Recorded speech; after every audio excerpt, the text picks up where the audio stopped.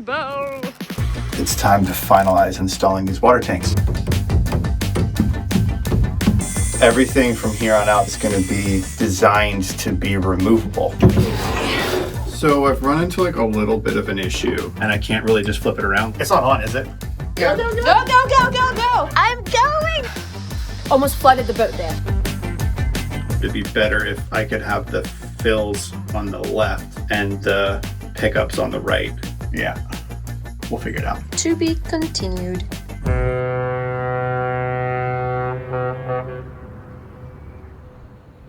Well, now that the water tanks are pretty much installed, I don't think we're going to need to remove them again for the foreseeable future. I'm going to go ahead and build the connecting valve down at the very bottom where we're going to connect both tanks together with the ability to shut them off for some reason if we ever feel the need. Either if we want to split them in half so we know we're not going to accidentally use up too much water like we did on the Atlantic crossing, or if one leaks or one gets contaminated or whatever. It'll be good to have the ability to separate the two tanks, although we're probably never going to use it. So we got a bunch of little brass bits and pieces. The tricky part is I wanted the connector to be like as far down in the tanks as possible, which means they're very close together. So we opted to use brass fittings just because they tend to be a little bit more compact than the plastic ones we've been using everywhere else. Probably got too many bits and pieces here, but it's difficult to tell what exactly I'm going to need to make it work.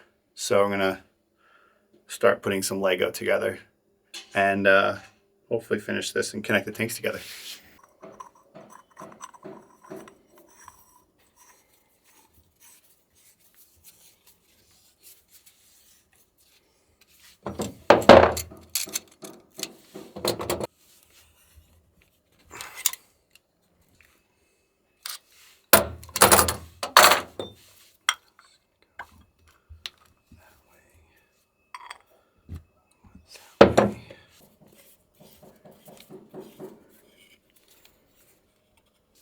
You want to see inside? Ooh. Ball valve. Ooh.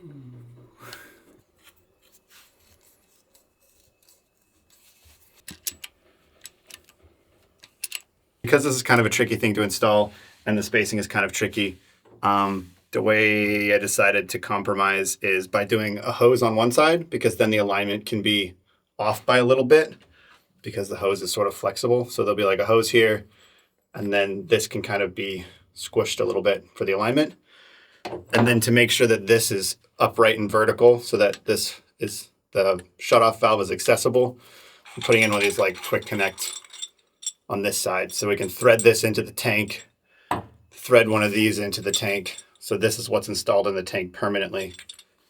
And that means whenever or wherever we need to take this off to like take the tanks out or something, there'll be a quick connect on this side and then a hose, and we could just like cut that little chunk of hose, take this off entirely, and then the tanks will come out. And then we put them back in, we can put that in, replace that little disposable, 10 centimeter piece of hose. There's sort of like 4 materials that you can use for this type of thing. There's these like reinforced plastic ones, which are really good. They're fine, we're using them everywhere else, but they tend to be a little bit bulkier. And since the spacing between the center of these two needs to be like as tight as possible, I went with brass. And if this was running salt water through it, it would be bronze.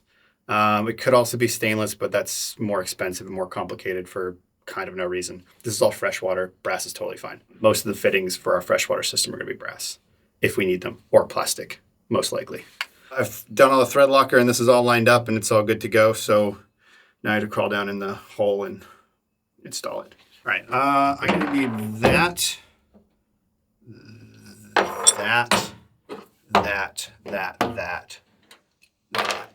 I'm not gonna need those. How's that for ASMR? So I need to take these little plugs out. Yeah. There we go. Oh, they're more siphoned than I was expecting. Yep, that one had water in it. There's water in here. And I used to use Teflon tape for everything, like the actual roll of tape, but I recently came across this stuff which is like Teflon tape thread, Loctite. Seems to work really well. It's a lot easier and a lot cleaner to work with. And also, if you don't know what a pliers wrench is, Google it. These are slowly becoming like my new favorite thing. Not slowly, they quickly became my new favorite thing. It's like one tool. It like, don't tell the guys at Knipex, but like it even works pretty good as a hammer.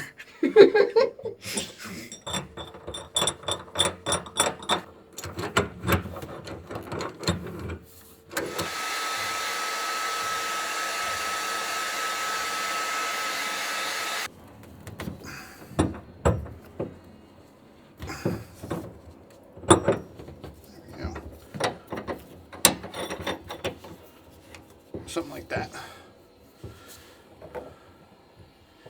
That's my way of aligning them.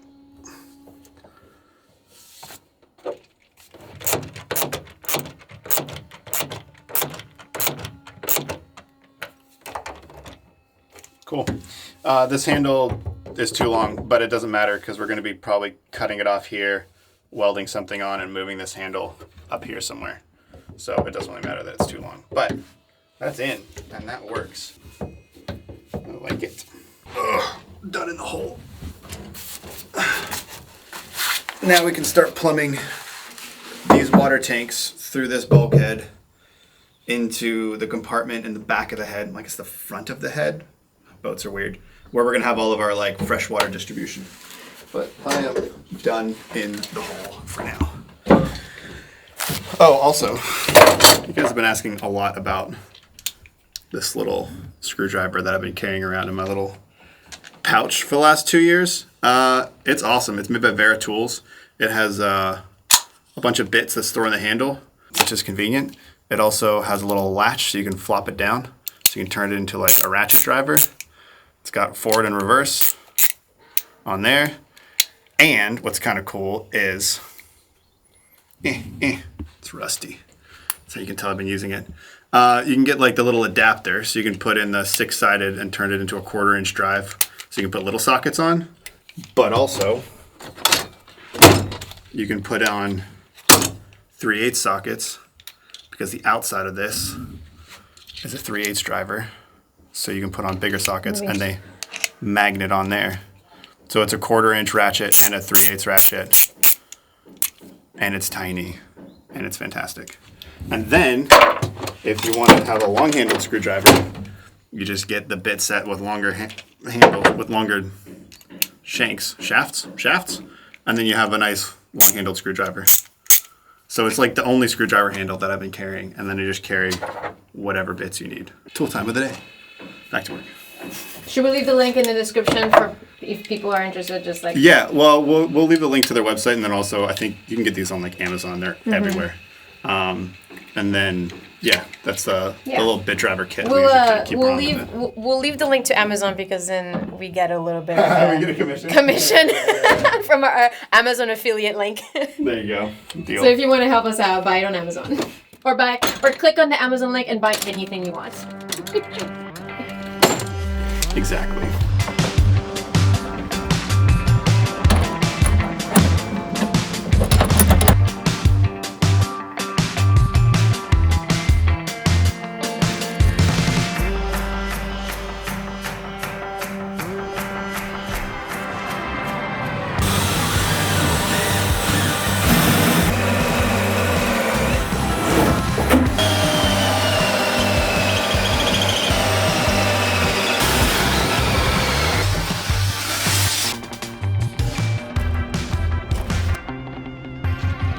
All right, well, I just finished drilling all of the holes to connect our water tanks through this V-berth bulkhead into the front of the head in a little closet where we're going to be running all of our freshwater plumbing and distribution. So now it's time to hook it up. We opted not to use like the threaded watertight bulkhead fittings along here because it's so high up anyway, and these lids aren't really going to be watertight anyway. So it doesn't really make any sense to like go through all the effort here. If they were lower, then we would, because, you know, this could theoretically flood halfway up if it ever got water in it. But all the way up here, it just doesn't make any difference. So we're opting to save a bunch of fittings and save a bunch of work, and it's not going to make a difference anyway. So yeah, we got some of these to clip. We got some of these to push on. Once we get all these laid, then we can install the pump and the expansion tank and all the valves on the other side. But it's kind of a weird two-person job because like one of us has to hold the fitting from this side while the other one pushes the pipe in from the other side. So yeah. Cool part about these fittings is that they show you, they have these little cut lines on them because that's like how far the pipe gets buried inside of them. So it makes cutting them the right length super easy.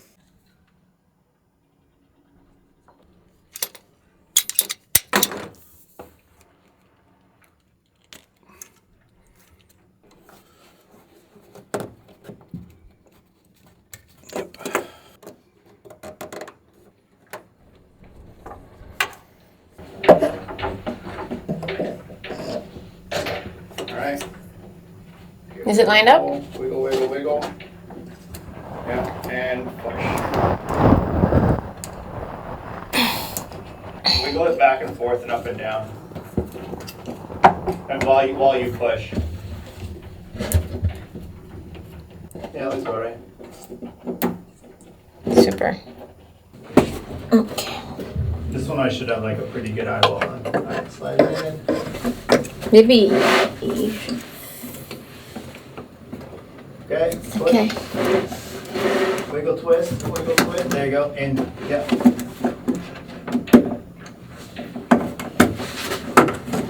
right. Do that again. 2 more times. Line it up. All right. Push. More. Wiggle, twist. There you go. All right.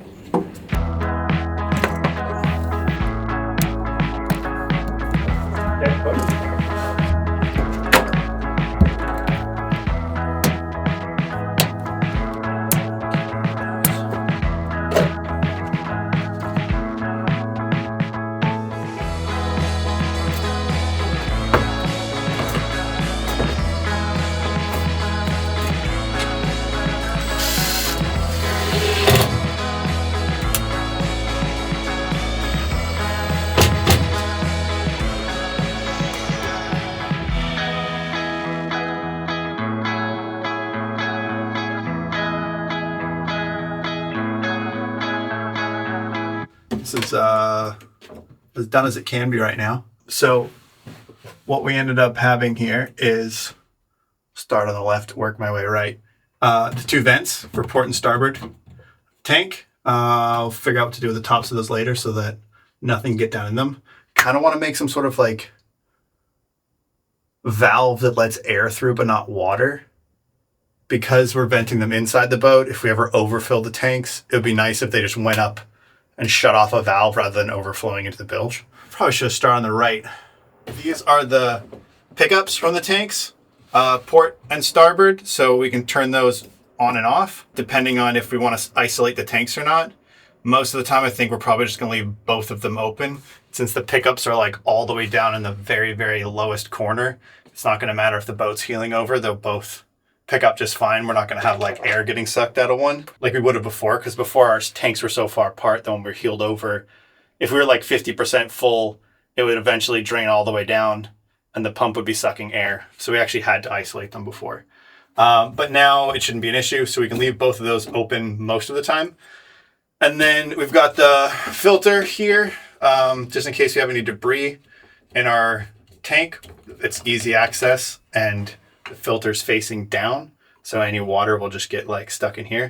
Problem before is the filter was sideways, so you open it up and a bunch of water drains out. So easy access to maintenance items like that is important. The solution to our problem before was, rather than having the pump vertical with the pump head facing down, I put it horizontal with the filter facing down, which is actually a better orientation for it anyway. It still keeps the pump clear. If there's any drippage, it'll go down through and won't go down into the pump motor. But then it keeps this filter facing down, which is a much nicer position to clear it from, so that it doesn't drain water all over the place when we take it out. And then the water continues up into our expansion tank, So this is a 1 liter expansion tank. We didn't have one before.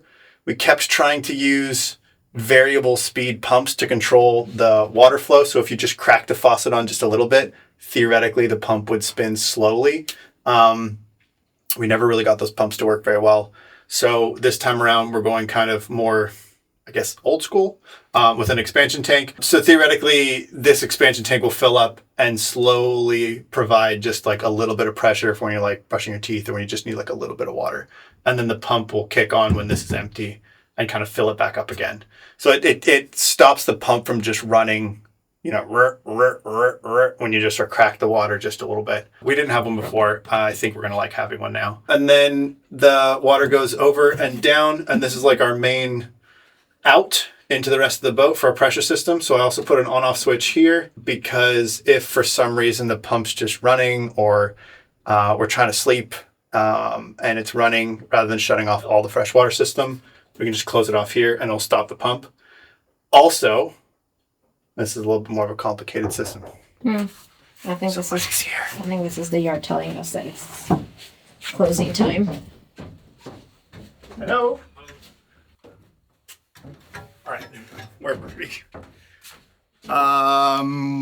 Freshwater pressure system. This might be a little bit confusing to explain, but the idea is this is a pressure pump and it takes our tank water and pressurizes the freshwater system through this outlet down here. We're going to plumb that into all of the fixtures. The galley sink, the cockpit shower, the hot water tank, the normal shower in here, the sink in here. We'll probably have freshwater flush option for our toilet. So the idea we've had is that rather than plumbing like a whole separate line to fill the water tanks, we're going to be running pressure that way in the boat all the way to our cockpit shower, which is going to have a quick connect on it. But if we're at a dock and we want to fill up our water tank, we'll disconnect our shower, cockpit shower.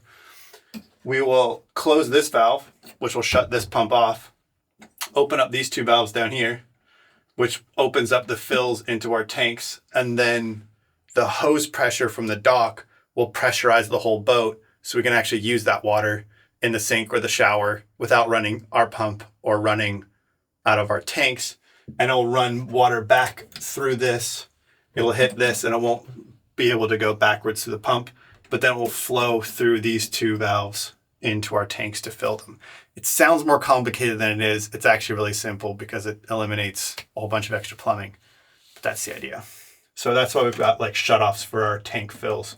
So that normally we can turn these off, open this up, and the boat will run just fine. We'll plumb our water maker in separately so that when that runs, it just fills up the tanks. So this is pretty much as plumbed as it needs to be for now until we have all the rest of the fixtures installed. There's not much point extending this further into the boat. So now I just need to make covers for the holes in the V-berth, and then we can put a mattress in there. It'll be a cheap throwaway mattress for now, but we'll at least be able to sleep in the boat while we finish the rest of it because it's starting to be winter, which means it's rainy and super windy all the time, and sleeping in the truck kind of sucks. So yeah, we'll finish that up and then we will sleep in the boat, which I'm excited about. So that's it for plumbing for now. We're going to go back to electrical after this and bring that up to speed. So see you guys next week.